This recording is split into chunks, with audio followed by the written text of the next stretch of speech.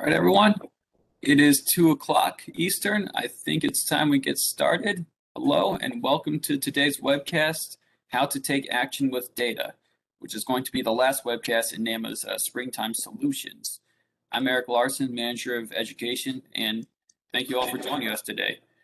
For anyone in attendance who may not have known us prior to this webcast, the National Automatic Merchandising Association, or NAMA, promotes and protects the advancement of the convenience services industry. Convenience services can take the form of many different types of unattended retail or services, such as vending machines, micro markets, office coffee and pantry services, as well as the businesses supporting these operations. Our goal in the education department is to help operators gain revenue, gain efficiencies, and fulfill the purpose of their business. Before we officially start the webcast, I'll go over a few housekeeping notes. Today's webcast is being recorded and will be archived on the NAMA website for future viewing. To ensure an uninterrupted webcast and recording, all attendees have been muted on entry. But as always, we'd love to hear your questions and comments. If you have something to say, you can leave a comment for our presenters in the chat window, which you can open at the bottom right-hand corner of your screen. After typing your question, make sure everyone is selected from the drop-down menu and click Send. As a best practice, please avoid specific brand names and general questions about pricing. Also, please note you can change the layout of participant videos in the upper right-hand corner of your screen. Personally, I find the stack layout to be the most aesthetically pleasing. If you have any technical issues during the webcast, you can email me at elarson@namanow.org. I will monitor my inbox throughout the presentation and I will assist you. Data-informed decisions are essential to an enhanced consumer experience and improved profitability. Having the numbers as a start, and today's webcast is all about how to make the best use of them. Joining us today are Greg Wilson of Avanti Markets, Derek Meyers of Kasavana, and Chuck Reed of CPI, who will detail how this information can impact your business. And this webcast will be moderated by none other than Dr. Michael Kasavana, NAMA Endowed Professor Emeritus. But before we get going, I'd like to thank our sponsor of today's session, Vistar, for its support in educational opportunities for operators, such as today's webcast. I'll now turn the floor over to Vistar's very own Sherry Hager. Sherry, the floor is yours. Thank you, Eric, and on behalf of Vistar, we're honored to be sponsoring this webinar today. As we all know, data can come from many sources, whether it's IRR, Milo, you name it. From our own POS systems, we have the opportunity to access a lot of data. However, that data tells a story and often is what you do with the data that you receive, which is important. So I'm pleased today to sponsor this webinar. And with that, I'll turn it over to our experts and presenters and look forward to the learnings that we'll all take away from this. Gentlemen. Thank you, Sherry. Dr. Kasavana, the floor is yours. Thank you, Eric. Thank you, Sherry. A very good introduction there to the topic we'll be talking about. What I'd like to do is start by taking us through some of the basics of data and where it comes from and how we can possibly use it, then turn it over to our experts to talk about some actual industry applications.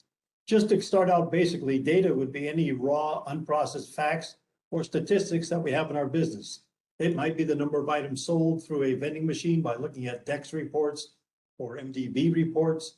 It might be from pantry and micro market services or sales. It might be use of products where there are no sales, so we just know what things are moving. But again, it gives us some kind of an index in terms of facts that we can base decisions on. When we look at data and we process it, the old standard model is to take input, the raw data, process it through either mathematical or other applications, and come out with output. Some people refer to the input, process, output phasing as throughput. So one measurement we might have in comparing systems or solutions from a technology point of view might be the measurement of throughput and be able to evaluate which systems have a higher or faster throughput than others. The concept of data mining is not new, but it is new to the industry and basically deals with the identification of trends and or patterns in data sets. For example, knowing that when people buy a salty snack, they may also buy a cold beverage. Or if they take a pastry in the morning, they may also buy coffee or some other beverage with it. So again, by looking at these trends and patterns, we can learn more insight to the data. Then the concept of data visualization is becoming more popular in the convenience services industries as providers come up with different ways of presenting the data through use of graphs, charts, tables, and dashboards. And I'm sure you're probably all familiar with these kinds of reports and types of information. The question is, what does data really disclose? And if we look at this particular slide, we'll see 1, 2, 3, 4 numbered on the outside. We could talk about descriptive analytics or what happened. We might want to know that for some reason we had no sales in our vending machines on one particular day, and it might be because the machine was down for needing a service call. We look at diagnostic analytics, and this explains why did something happen. And again, this is where the call for help or some kind of a alert for repair might have gone out. We look at number 3, which is predictive analytics, and that is what will happen. This is where a lot of the industry right now is focused, is taking data of things that have happened and trying to forecast what will happen in the future, a way of predicting the future. And then we look at prescriptive analytics, how to make something happen. And so we take the data that we'll be talking about, here our experts talk about, we want to know what can we do with that data to help our business moving forward. Taking a little bit closer look at descriptive analytics, as Sherry referred to, we have several different types of data. One is called structured data, and this basically is data from inside the business, whether it be from a point of sale system, whether it be some other kinds of reports, whether it be from supplier information, accounting, labor reports, those kinds of things would be what we call structured data. Another type of data that we deal with is unstructured. This could be a matter of opinion. It could be from social media. It could be customer feedback. It could be dealing with weather and traffic. It could be dealing with pandemic updates and how this affected our business. So you need both, really, both to know the what and the why of how data has happened and what has happened. As we look forward to the diagnostic analytics, we see that people use usually 3 different mathematical approaches, although you don't have to be a scientist to do these things, to know what did happen and why did it happen. If we look at the concept of regression analysis, all we're doing is taking past observations from historical information and trying to project forward what is likely to be happening in the near future.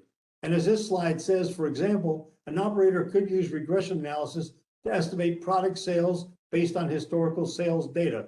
So we see the way sales are moving, and we try to project how those sales will continue to move, at least for some time in the future. Another concept here is linear programming.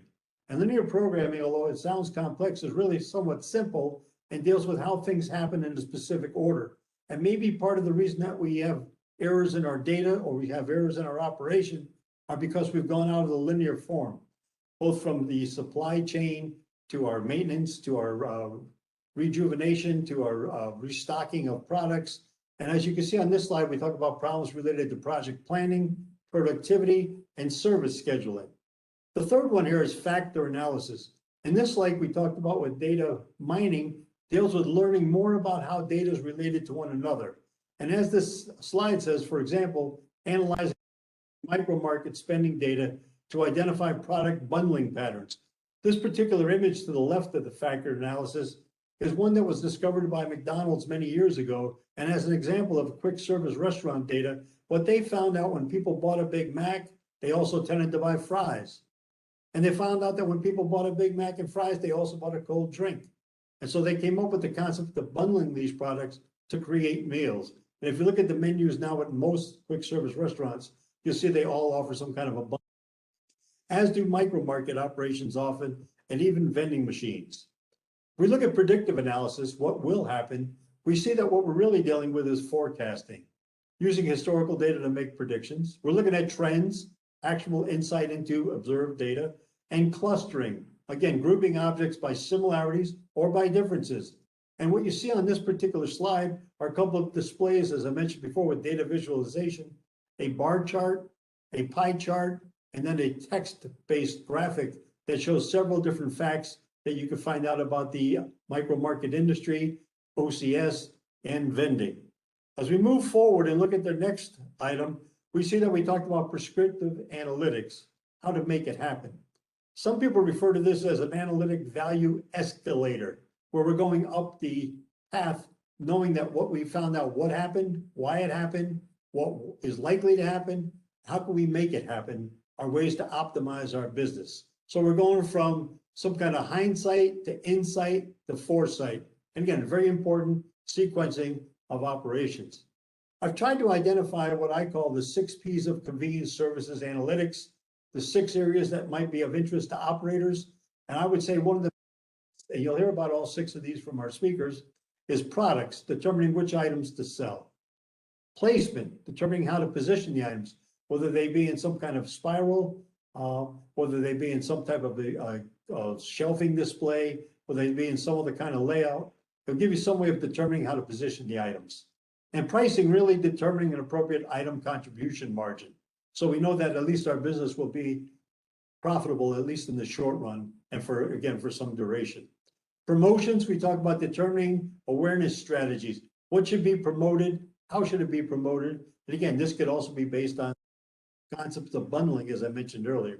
And then we have payments, determining the methods of payments, whether it's cash, cashless, or some other form of payments, which you'll hear about from our speakers today. We just want to make sure that this is not an item that's overlooked. And the last one, parameters. How do we configure our systems and our marketing and our strategic approaches for financing so we accomplish all of these goals?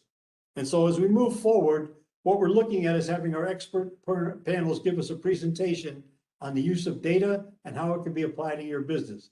You'll hear from Greg Wilson, again, who's the Director of Customer Success, which is a great title, for Avante Markets, Derek Meyers, CEO of Advana, and Chuck Reed, VP and General Manager of CPI. At this point, I'll turn the program over to Greg to take us forward. Greg, it's all yours. Thank you, Dr. Kasavana. I appreciate it, and thank you all for attending today. So let's kind of jump right into it here.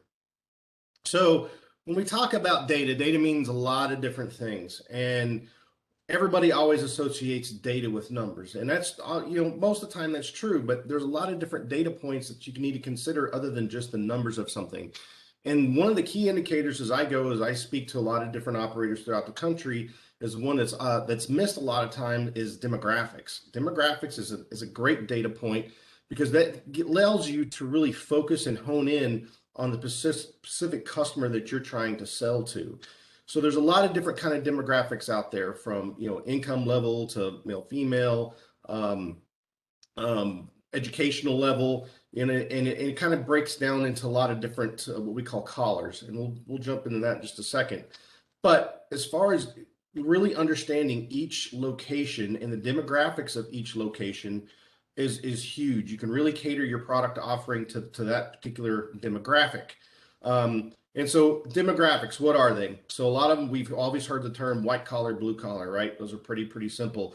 White collar, we know, is going to be more like accounting firms or a doctor's office or aerospace or lawyers or something like that. Blue collar obviously is going to be manufacturing or distribution.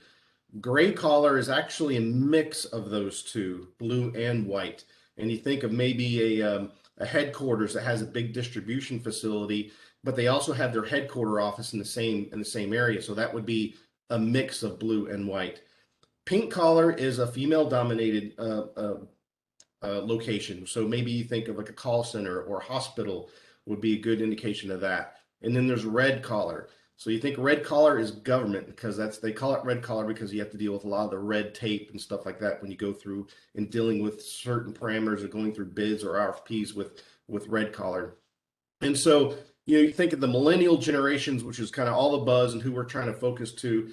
Those tend to be a little bit more towards the white collar, college educated. Gen X's are going to be a combination. Boomers, that's the generation that's kind of going off into the sunset of retirement now.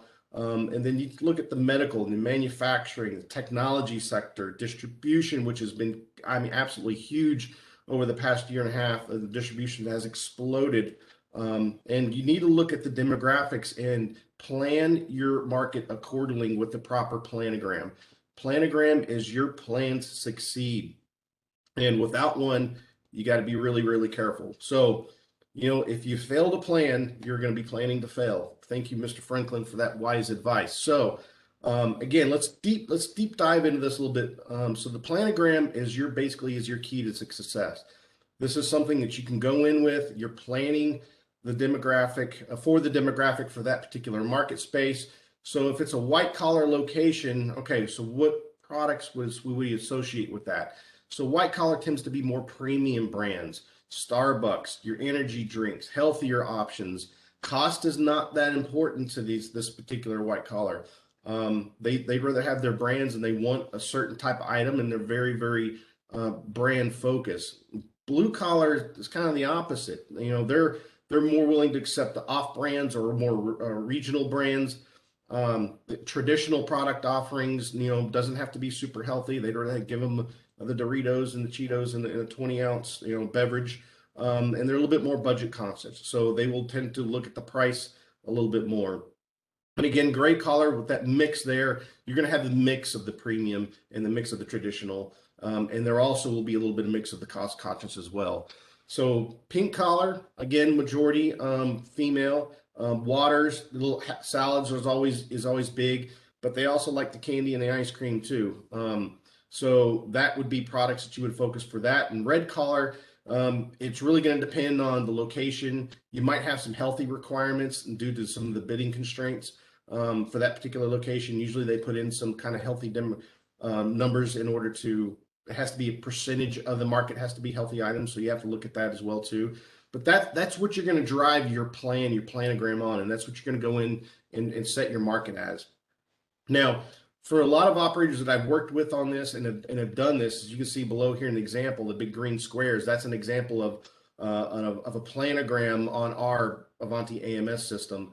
And with operators that have done this and focused on the demographics and set their planogram up, we've seen anywhere from an 8% to a 15% increase in those markets of sales. And employees didn't change. We just changed and focused towards that demographic, and they've got a really nice lift. So what are some of the benefits of planogramming? So you're able to really manage your market from your office, okay? Because everything's in your control within your VMS management system or your back-end micro-market management system. So you're able to set markets and control the proper brand flow for those markets. You know, putting things, you know, the chips with the chips, the bars with the bars, the candy with the candy, the pastry with the pastry, giving proper brand flow to the beverages. Obviously, you want to put high margin items on your top rows, the ones that you're going to make the most money. Energy drinks, coffee, iced teas, isotonics are always really good. You know, your higher volume ones that you know you're going to sell in and day out, no matter where you place them, put those down at the bottom of the cooler. Those are always going to sell. You're not going to worry about that. And those are probably going to be your big three brands from the beverage side, from Coke, Pepsi, and Dr. Pepper. So you're going to use those down there. Having things more organized in the planogram will allow you to do that. Your driver's going to spend less time servicing the account because it's going to be easier to merchandise. It's easier to service that account and get in and out. It's always easier to inventory as well. Within our system, you can actually do an inventory via the planogram just by using pictures. You don't have to scan anything anymore. And by using that, the planograms and to do a market inventory, it really cuts the time down by 50% that we found out in a lot of locations. So it's really good. Also, if you have a relief driver, maybe a driver's on vacation and doesn't know the market well and doesn't understand where maybe some of where the products go to fill in some of the holes, well, you can always look it up right there on the planogram. That allows the driver to keep more organized no matter who is servicing that location.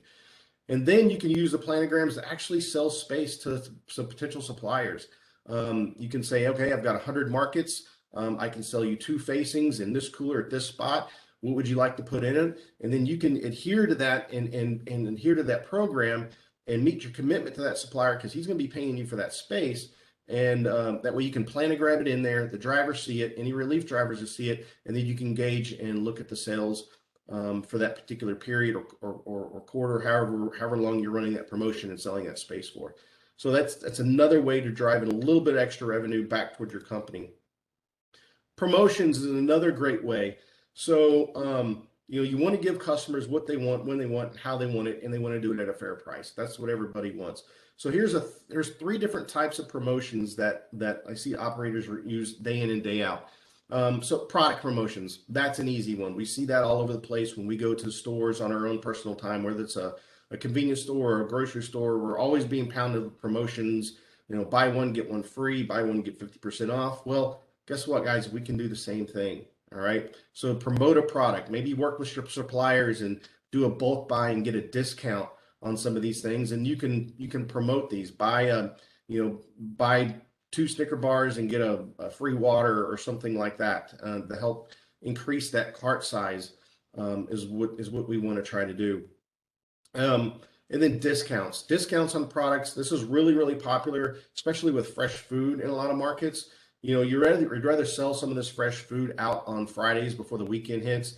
You don't want to throw it away, so let's discount it down to even to your cost. Maybe anytime after 1 o'clock, the food is automatically discounted, 30% or 40%, whatever you guys are comfortable with, and then you'll sell it out and blow it out. At least you're not eating that cost, and that will hit you on the bottom line. One of the really cool, fun things is giveaways. Giveaways is where you kind of give away products or prizes for using the market location. You would drive this, you'd put any kind of advertising up there and say, hey, make a purchase within the market using a market card. Then you'll win a mountain bike or a flat screen TV or $250 gift card to Amazon or tickets to a concert or a sporting event. And you'll advertise this in all your markets, right? And then you can pull a report at the end of the month. I know a lot of operators that do it monthly. And you'll pull a report, just a sales report, filter the market cards out, and just do a randomized drawing. There's a lot of really cool randomizers that you can get on the internet, and it'll automatically select one for you. And all right, so Jane Smith just won a mountain bike, right? So you go to Jane Smith, wherever she was at in one of your locations, you give her the mountain bike, you take pictures with her, she's happy, she's surprised, she's going to give it to her child as a gift, and she's super excited. And look, somebody won purchasing just a beverage out of your micro market. You're going to take that picture and you're going to plaster it all over every single micro market you got.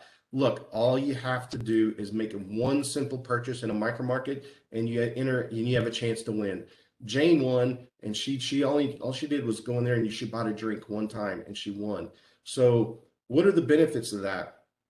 Word of mouth. We know the effect of word of mouth can have in an office setting or an employee type work atmosphere. That can catch fire quick, especially if somebody wins within that company. And you will see increased sales from people just going in. You know what? Jane won. I might as well just go in there and buy something here and there just to throw my hat in the ring, right? So you'll get new sales from customers that weren't using your market before. So that's where a lot of the increase in sales comes from. You're going to build customer loyalty because hey, I'm in here, I'm shopping, I just won something. Look at the product promotions. Plus, I get a discount on food on Fridays. Wow, this is fantastic. So now your market you've turned it into a destination, a place where employees can go, make simple purchases, get a chance to win. And what does that do? Happier employees equal happier client. That feedback gets back to your main contact for that market location, and you're going to get some really positive feedback. And with that, you'll create the stickiness that your market's not going anywhere, and you'll keep that account for a long, long time. That's how you kind of invest within their business, and they pay it back to you. So optimizing some of that space to sales, using some of this data, using demographics, and kind of looking at things and going, all right, so my market's been installed for 6 months. So let's pull some data down. Let's see what's selling and what's not selling. And we're going to do a product reset on this market. So with that, you'll take the data, you'll look at some of the low performing items and see where that's actually planogrammed in space. And then you can remove those out and then bring in some new items, maybe shift some things around, and then set up a new planogram according to the space to sales for that particular market location. Now, this is something you're going to want to do on high volume markets probably twice a year. If it's a low volume market, then I would say probably do it once a year, but you still want to touch it. You still want to change it up and do some different things and introduce some new items. So when you're able to do this and you go through and do a reset, always follow it up with kind of grand opening event. There's always going to be new employees there that have come onto the company after you originally set the market and they had missed the initial grand opening. Well, do another big hurrah, bring in balloons, do a giveaway, and kind of re-engage those employees that never got introduced to the market properly anyway. And then you make that connection with those new employees, and then now you've got another new repeat customer. And always introduce new items when you do this. Always work with your product suppliers as well. Maybe they can come in and do demos, or they can do product giveaways. It's another great way to have some of your partners and help you with some of these. So again, really the winning formula is know your demographic, know going in and plan for it. Understand the brands that fit within that demographic, know where they're going to go. Keep a retail mindset, focus on having the product brand flow, keeping it clean, having impulse items next to the kiosk. And again, discern the company culture of the locations you're putting in that market, understanding what their goals are, what their employees are driven towards, and focusing on and putting that in within your planogram. So I think that is wrapping up for me. Thank you guys for your time. All right, thank you, Greg. Wonderful info. So those of you who don't know me, my name is Derek Meyers, and I get to lead a company on behalf of a great team that really has a goal to help you master your business and take instant actions for growth based on data. We have 4 key products, and it's important to orient on these in the beginning because I think you'll understand it throughout the presentation. But essentially, we can help you take action with all of the data that's generated in your point of sale systems today to help you drive actions for growth with the right assortment, the right prices, and ultimately finding the locations for the products that you carry and driving awareness where they are. And all of this is really oriented on a large database of data that's driven by 5 million shoppers on a monthly basis across 22,000 locations and over 100,000 SKUs that we're tracking at any given time. So as we were working with the team together, one of the most common questions that we hear is, what products should we carry? And as Greg alluded to demographics, it's actually, once you get to those demographics, it's important to look at the fastest moving SKUs from the fastest moving categories. So let's dive into a few examples. But first, before we dive into the examples, it's important to look at velocity. And velocity is really that ultimate indicator of product strength, because you're able to see how fast your units are moving, how fast you're generating retail dollars, or ultimately how quickly you're generating profit. And the way that we measure velocity is how are we able to determine which each of those things happen for every 1,000 transactions in a location where that product is available. And this is important because, as micromarket operators know, micromarkets come in all shapes and sizes. You have small markets that may do lower transaction volume of 1,000 to 2,000 per month, all the way up to an extra large location like a distribution center that really saw a lot of momentum during the pandemic. And we look at an example like a fast-moving carbonated soft drink. And among the fastest ones you'll see, they'll do about 40 units or 40 bottles that are sold for every 1,000 transactions. And when you compare that over the spectrum of locations, you'll see in a small location, you may do 40 to 80 units sold a month, depending on the transaction volume. But when you evaluate it across your extra large locations, you'll sell more units, but that unit velocity metric is always the same. So it's such a powerful KPI for you to measure across all of your locations, despite the size. Now, moving on from unit velocity, ultimately, we're here to make a lot of money. And when you look at the fastest moving or the fastest revenue generating beverage categories, you can see the spectrum here on the left side of the page. Across all of the categories, energy drinks have really emerged as the fastest revenue generating product, followed by water, CSDs, and coffee, and to a lesser extent, milk, sports, juice, and tea drinks. And what you'll find is, even within those categories, there are those brands that rise to the top. On the right-hand side of the page, this is a depiction of all of the top 5 performing SKUs within the water category. And you'll notice that there's one premium brand there that really does very well compared to the others. You could say it's almost like an ATM machine of profit for you if you carry this brand in your locations. And as you look further down the spectrum, you'll notice that there are brands that tend to do about the same. And this is when you have a lot of flexibility to find the brand that's right for you and potentially negotiate with your manufacturers to bring the right one in. Because ultimately, depending on which one you bring in, you'll be able to choose the one that delivers the most profit. Now, it's not just about beverages, but it's also about the food that we bring into the location. And food tends to drive lower velocity, but it's also much more consistent. You'll see across candy, pastries, deli and frozen foods, and salted snacks, generally they deliver the same performance in driving fast-moving products, where desserts, healthy snacks, and gum and mints do to a lesser extent. And on the right side of the page, we dove into healthy snacks because there's a lot of momentum in this industry, particularly around healthy products. And within that category, there are actually a few great products. And you'll notice based on the description, one of the key features is very consistent. And we're seeing a lot of trends that people are seeking protein from a variety of products. And it's definitely coming to life in the healthy snack category. We're focusing on protein with these flavors and the brands. You'll see that those do very, very well. And again, the key message here, focused on the fastest moving categories. And of those fastest moving categories, pick the ones that are generating the most revenue for you. And when you think into velocity, it's also driven by how you should price your products, which is obviously directly related to the revenue that you're able to make. So when you price your products, you really want to price it in the way that it's going to deliver you the fastest path to your goals. So whether you're trying to drive unit velocity, revenue velocity, or retail dollar velocity, or profit velocity, you really want to orient to both of those. So when you look across the spectrum, generally you'll be able to price products in one of three ways.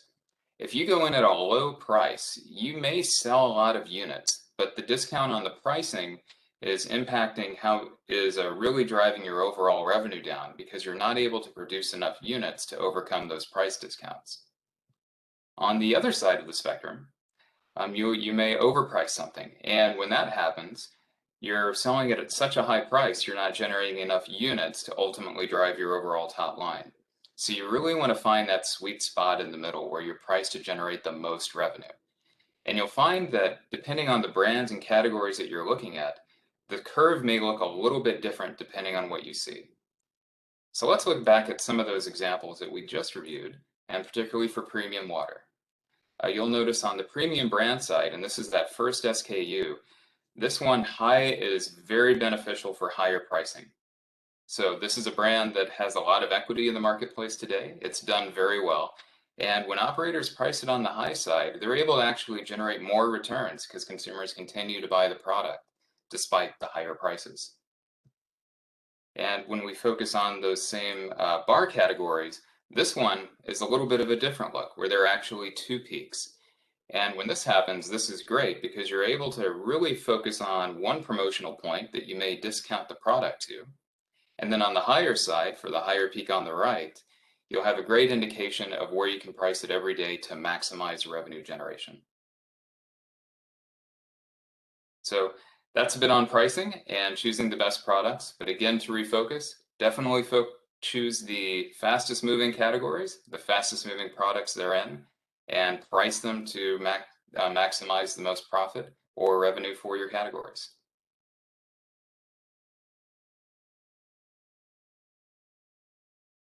All right. Thank you, Derek. I'm going to get my video started here.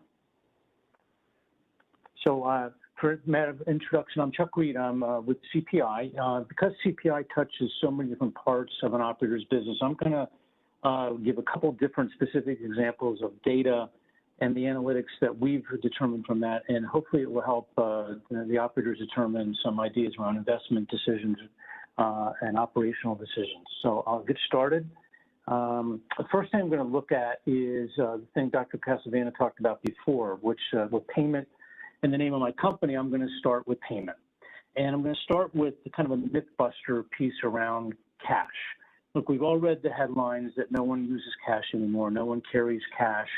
And the reality is quite different, and the data suggests quite a different set of facts. As by way of introduction, the Federal Reserve banks across the country conduct what they call Diary of Consumer Payment Preferences. This is where they've asked thousands of consumers to keep track of what they spend money on and how they, what form of payment they use to make those purchases. And so I'm going to, these next two slides here are going to talk about what those facts generate from the Federal Reserve Bank of San Francisco. There's a previous study done from the Federal Reserve Bank of Boston a couple of years ago. This first chart looks at what consumers are telling the Federal Reserve that they're carrying in terms of cash. And this is a 2020 study, so it's through data through 2019, which seems like a long time ago with the pandemic, but nonetheless, it's the latest data we have. And what's interesting is that consumers still carry cash. And no surprise, as you move up the demographic chain to the older population, they carry a higher proportion of cash. That's to be as expected. But even at the lower age demographic levels, there is still a fair amount of cash carried by consumers, so much so that if you think about a typical Venn purchase of between $1 and $3, consumers certainly carry enough cash to make those purchases. And in fact, on these charts here, on the left-hand side, again, from the same Federal Reserve study, if you look at the far left-hand chart and the far left-hand bar on that chart, from 0 to just under $10 purchase price, almost half the time consumers continue to use cash, 47%, for that purchase. Now, clearly they use debit and credit as you move up the purchase quantity or purchase dollar amount. But at the lower ticket volume level, under $10, cash remains a predominant form of preferred payment. And what's interesting on the right-hand chart is they break that down by demographics. And what's interesting, at least to me, is if you look at the youngest demographic, 18 to 24, and the oldest, over 65, they actually have the exact same percentage of cash that they're using to make purchases with, at 33%. So again, the notion that no one carries cash, the kids don't carry cash, nobody uses cash, is really not borne upon by the facts. And this, again, this is from the Federal Reserve, which is an independent agency. And I think the key issue from an operator perspective, what's the so what, is that you really need to make sure you're taking all forms of payment at your machines or at your markets, whatever they may be, because the consumers are going to choose differently. And as an alternative, whether it's a convenience store, a grocery store, wherever else they may be going to satisfy those convenience services needs, they also take any form of payment. So you want to make sure you're not limiting yourself. It's really not an or, cash or credit. It's really a cash and credit should be your preferred payment methodology. And along that line, speaking a bit more about cash, one thing I want to mention here is we've done some data analytics over the years looking at what consumers carry in their wallet or purse and compared that against their ability to make a purchase at different bin price levels.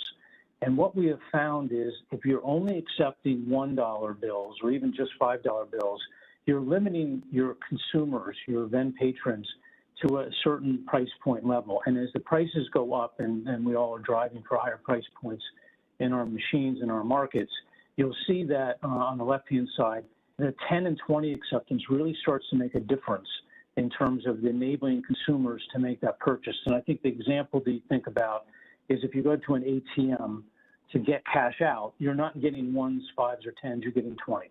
And so if a consumer's next stop after going to the ATM is one of your markets, one of your vending machines, one of whatever form of retail you're providing, if the next stop is at that location, can they use that $20 note? And I think that's one of the things you need to think about. You also, on the right-hand side, can see that although adding credit card acceptance to a location has significant sales impact, no doubt about it, actually so does enabling $5 and $10 acceptance. So, which is interesting, we found. And in fact, if you add $20 acceptance, arguably you've enabled a greater percentage of potential sales from a consumer than just enabling credit cards. And you know, my company, CPI, as well as others, offer payment vehicles called note recyclers that allow you to take those higher denomination notes without having to worry about change or starvation. So there are solutions in the market that allow you not only to take those higher forms of payment, but then not have to worry about change or starvation on a go-forward basis. All right. I'm going to move on and move away from payment and talk about mobile apps for just a moment. So if you think about data collection, I've been in the industry long enough to remember the day when we used paper and pencil, route cards, and then we moved to handhelds. And there were significant upsides to using handhelds in terms of data collection, plugging in a DEX cable, getting much more accurate data. But handhelds have had their share of issues with failed batteries. They tend to be clunky. They only enable one type of function within your business. And of course, one of the key determinants is that the operator or the route driver has to come back to the standard location, cradle the device, and then upload the data. So there's an end of day waiting period that takes place. When you think about new mobile apps, and there are a variety of different solutions out in the market, these are cloud-based solutions, obviously. And because of that, you enable a much greater real-time capability with the data. So a route driver can in real time collect the data. It can be communicated back to the central location. The route driver can include service alerts and those kind of things, which can be communicated quite quickly. That allows a route dispatch to occur long before they return back to the central location and cradle the device. So there's some significant advantages in terms of using a mobile application. And I just took some pictures here to just highlight what a couple of those are. I mentioned the ability to actually, you can do pre-kitting in real time. So during the day, your pre-kit operations folks can be moving forward on the next day's pre-kits because they've got real-time data coming in from the field, and they know exactly what to do for the next day as opposed to waiting to the end of the day. You get much more accurate information because it's in real time. The other big advantage is because these are cloud-based solutions, you're also able to not worry about whether a handheld happens to fail in the field or the data is lost because it's loaded in real time to the cloud. If, for example, the app fails on that device, the data is still available on the cloud and can still be accessed and actioned as a go-forward basis. So there's a significant amount of advantages of not only the data, but how you collect that data. And I encourage everyone to explore using mobile applications as a vehicle to do that. The other advantage of using apps is that at least there are some alternatives out there that the apps can generate as well. So whether it's Bluetooth payment methodologies through an app at a machine, or in the case of CPI, we have an app as part of our mobile solution that allows you to connect to your payment devices and see in real time whether the devices are working through blue, red, green andons. And then also, if there is an issue with the device, it'll tell you in real time how to solve that problem. So there are a lot of capabilities an app can introduce into your business on a go-forward basis that can make a real difference in terms of being able to service the equipment in real time and keep your machines up and running. If I move on to digital advertising, as mentioned earlier by Greg about the power of promotions and advertising, you can do that to your machines too. If you've got machines with screens or capability to run ads, I certainly encourage you to do that. The data we've collected suggests that a machine running a digital ad on a screen, and this is an example here of a Kit Kat program we ran a couple of years ago, generated 16% in incremental sales versus the machine adjacent to it that wasn't running the ad. And what's interesting is ad-induced sales lift translates just beyond the product you're advertising. There's just more activity taking place in the machine, and then the chart in the middle shows that we saw a 6% increase in sales lift on machines that weren't even running the ads just because there was more activity taking place. The other thing that's interesting about digital ads is that we saw that 2/3 of the campaign lift still was occurring after the campaign ended. So again, once you've accumulated or got people accustomed to coming to the machine and purchasing more out of the machine, that habit continues on a go-forward basis. So if you have machines that have screens or you have thinking about using screens, we highly encourage you to do so. There is a real power around the digital advertising, not the least of which is that a lot of these brands will pay you to run those ads, and there's no reason for you not to do that because you not only get the benefit of the advertising revenue at the machine sale, but also those ad dollars are coming from the brands can help pay for the actual telemeters and all the connection costs on a monthly basis. We also talked, Dr. Kasavana talked about suggestive selling. If you want fries with that, and McDonald's has had great success doing that. If you have machines that have shopping cart capability, either at a vending machine or at your micro market, highly encourage you to do that. Only 1 in 5 consumers really know what they want when they approach a vending machine. So they're very much primed and ready to take counsel and take those ads seriously. And so if you've got the capability of building a shopping cart, we encourage you to do that. We've seen a shopping cart combined with digital advertising can generate up to 166% increased revenue, increased sales on those targeted promotions, which is significant and certainly something that you'd want to take advantage of. And finally, I'll just talk about vending management software solutions. Many of you run those solutions. There are a variety of different solutions out in the market. One of the things that I would encourage folks to do in terms of data is take a look at your product margins, a little bit like we were just talking about. You've got to make sure you're staying on top of what those margins are looking like, although it's an eye chart here on purpose. You can see a couple red blocks that are negative margins that have creeped into this particular point of sale.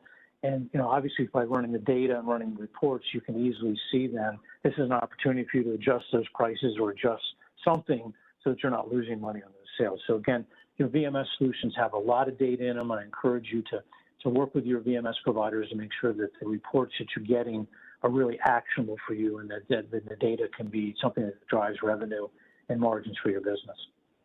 All right, thank you. I'll turn it back over to Dr. Kasavana. Yes, thank you. All right. At this point, we're going to look at questions and discussion items. We've got some questions that have come in from our listeners. First one I'll just direct toward Greg. And the question is, for how long should a planogram be considered valid? In other words, you design a planogram, is that forever? Is it for a month? Is it for 6 months? How do you evaluate that, Greg? It's not forever. That's a great question, by the way, because the employee base at that particular market is going to be ever changing. Usually, employees, a typical company will turn anywhere from 10 to 20% of their employee base at any given location. So as that employee base changes, so will the habits for that market, and that's some of the data points that you need to look at and pull down some sales trends and kind of take a look at it. And as I think I stated earlier, I think I would, if it was a larger market, I would be looking at some of those data points at least twice a year, no longer than an absolute year at any given market. But I think those are some good timelines to think about. Okay, as a follow-up, I guess someone asked, you used the term retail mindset. Can you explain what you meant by that? So when you go into a retail location, take a look at it, take some mental notes, look what's by the cash register, right? You're going to look and see how they put their products together. Look at the brand flow of those products. Where are they placed? Are the energy drinks on the at the very top of the cooler, or are they at the bottom of the cooler? Where are they putting their CSD products? What other items are they matching in those same coolers? So that's kind of what I'm talking about, looking at more of a retail mindset, and then looking for those impulse buys right there around the checkout, the kiosk itself. They're always putting candy or gum and mint or any kind of other promotional items. Those are some key points that you can take away from that retail mindset and include those within your market. Excellent. Thank you. We have some questions for Derek. Derek, first question is, you had mentioned velocity and you used the number of units sold per 1,000 sales. And the person writes in and says, how often should you do the velocity test? Is it monthly? Is it weekly? Is it quarterly? What would you suggest? Yeah, I would suggest constantly if you have the analytical platform to do it. If not, monthly will probably be a good space. One thing that you also would want to refer to is seasonality, particularly frozen desserts and ice cream do much better in the warmer months. So as you look at what you're planning to planogram, for example, this summer, it's a great way to look at velocity even backwards a year to determine what that overall lift can be so you can optimize your space to sales. Okay, and a follow-up question was, you had mentioned that velocities vary by product and within product categories. How do you identify which categories or how to break down the items? Is it the standard salty snacks, cold beverages? How do you break down the different product categories? Yeah, we would take a very data-driven approach to look at which products have the same attributes. There was an example of the healthy snacks, and things that sell protein, for example, will actually form a subcategory within the healthy snacks around that. And usually when you do that, you'll find consistent velocities. But overall, we also look at it from how the consumer views the product. So they're encountering a package of a product, they may have not been educated on it. And we also try to orient to those, as consumers tend to be category shoppers. Okay, excellent. We'll turn to Chuck at this point. Chuck, a listener writes in and says, we can identify the cost of cashless solutions. What is the cost of cash? Good question. So there is a cost of cash. There's no denying that. You know, I hear numbers that are similar to the cost of cashless. That is maybe on the high side, but there certainly is a cost of cash. I think the key, the takeaway from what I presented is that you've got to understand you're competing against alternative solutions that all take cash and cashless. As a consumer, I make my choice in real time at the cash register, whether I want to use my debit card, credit card, or cash. And I don't know going in necessarily, and I'm not always consistent with what I do, but the ability to make that decision on my own at the point of sale is a driver and one of the reasons I go to a certain location. So my point, I think, to the group is make sure you understand who you're competing against and make sure you're taking all forms of payment because the people you're competing against are doing that. Okay, another question for you. It looks like someone wrote in and said, digital ads are great, but what's the size screen that should be on the machine or displayed on a kiosk to really be effective? Good question. Look, I've seen screens as small as 2 inches drive sales growth. And typically right now you see 7 to 9 inch screens. If you spend time in Asia, you'll see screens that are up to 30 inches in size just because of the size of the equipment. So there isn't a single answer to that question. But again, with 1 in 5 people knowing what they want, any suggestion at the machine that gives guidance to what they might want to consider will drive revenue towards that suggestion. Okay, just one follow-up question. Someone wrote in that said recently there's been a lot of coverage of cryptocurrencies, especially in the vending area, and even having vending machines that would just, if nothing else, dispense Bitcoins. How do you see this as a future technology or trend?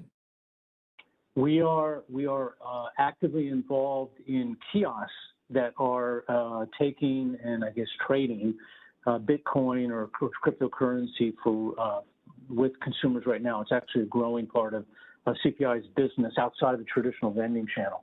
We are talking about it. I know some of our competitors are talking about taking cryptocurrency at machines. It's likely inevitable that's going to happen, but at the moment, given that the transaction is only as good as the current exchange rate, it is a bit of a risk for an operator to take cryptocurrency and not knowing exactly what that exchange rate may do day to day. So I think the jury's still out on exactly how pervasive this will be, but we are doing kiosks already right now and taking using unattended kiosks to take cryptocurrency as we speak. Excellent. Okay, we'll go back to Greg real quick with a follow-up question. Someone wrote in and said, if market card is market card your preferred method of payment? And if so, why? Market card, you know, it really depends on, I guess, the location and the mindset of the operator. Market card does a couple of different things. It helps you get out some of those credit card transactions. So you know, it's a big benefit to have as many people load funds onto that micro-market card as possible. So when they do that transaction, it's a micro-card transaction and not a credit card transaction. So therefore, you're not having to pay the credit card fees on that transaction. So that's one other benefit. The other thing is you can tie a lot of different things back to market card using either using the promotion campaign, because you can set promotions to actually work only with micro market cards to help push that. When you choose winners, if you do a giveaway, it has to be a micro market card purchase because you really want to drive that micro market card usage. So that would be a few reasons why to really kind of focus on a micro market card purchase via a credit card or any other transaction. Excellent. And Derek, a follow-up question was, can you use the velocity data to also help you with inventory control and inventory management? You definitely can.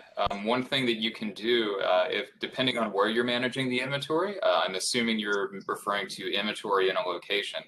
If your velocity is moving at one level and you need to accelerate it, let's say it for fast food, you'll know over time where you need to lower the price to accelerate the velocity to reduce your overall disposal that you'll have to do at the end of the week.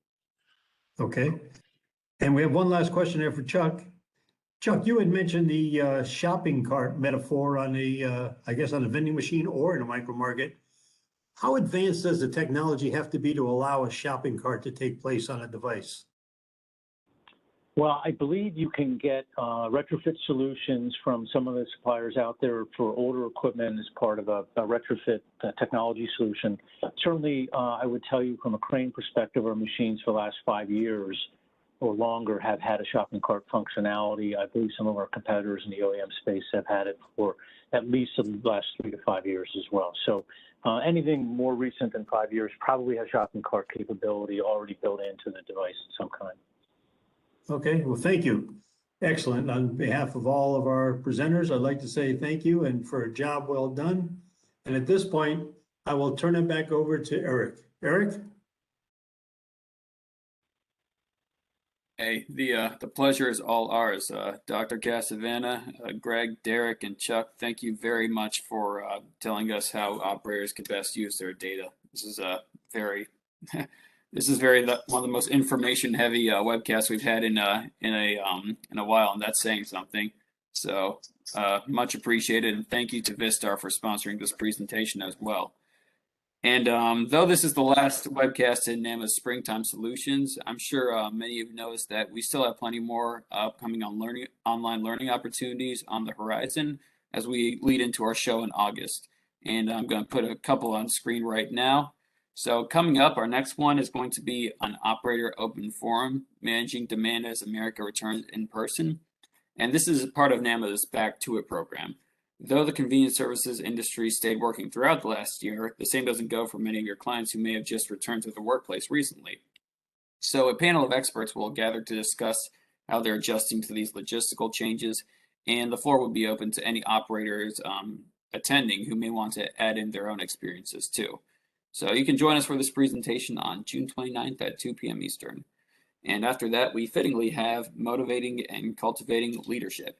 And on this webcast, Chief Operating Officer and Chief People Officer of Yum Brands, Tracy Skeens, will discuss how you can lead through times of extreme change, keep your team motivated, and find opportunities to build on company culture.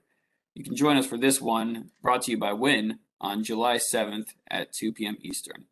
And then right after that, we have a wonderful webcast sponsored by Wonderful Pistachios called Top Nutritious Snacking Trends. Gyms are back open. It's no secret that people are eating healthier in 2021. This webcast will show you how to increase better for you options, setting you up to increase sales and best answer consumer demand. And you can join us for this one on July 8th at 2 p.m. Eastern. Again, for those of you who may not be familiar with NAMA, there's a lot more where this came from. If you would like to become a member, our membership department's contact info is on the screen right now. NAMA membership gets you further access to our research, educational programs, and networking opportunities within the convenience services industry. Additionally, the great strides in advocacy from our government affairs team has saved the convenience services industry millions of dollars. Lastly, for everyone on this call, don't forget the Together in 2021 show scholarship application is still open for another week. More details can be found in the NAMA Foundation section of our website. And of course, even if you're not submitting a scholarship application, we still encourage you to register for our show in August if you've not already done so. So thank you again to our speakers. Thank you again to Vistar for sponsoring us. And thank you again for everyone who joined today. And if there's anything you missed or if you want to watch this webcast again, then you can access a recording using the same link and confirmation code that brought you here. Recordings are normally available by the end of the business day. This concludes today's webcast, and we look forward to the next time we see you either online or in person.